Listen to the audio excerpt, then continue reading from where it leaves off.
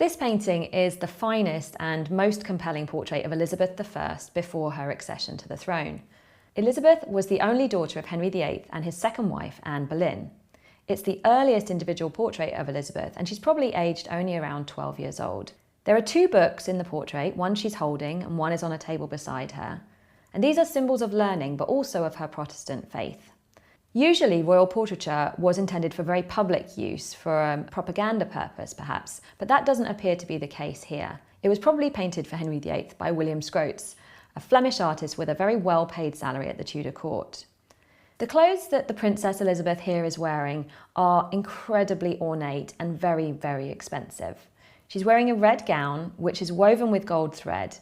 It was very expensive to make the red dye that would have been needed to make this dress. However, the triangle of fabric at the front of Princess Elizabeth's skirt and the same fabric that's used for her undersleeves is made of an even more expensive fabric. And by law, this fabric was only allowed to be worn by royalty.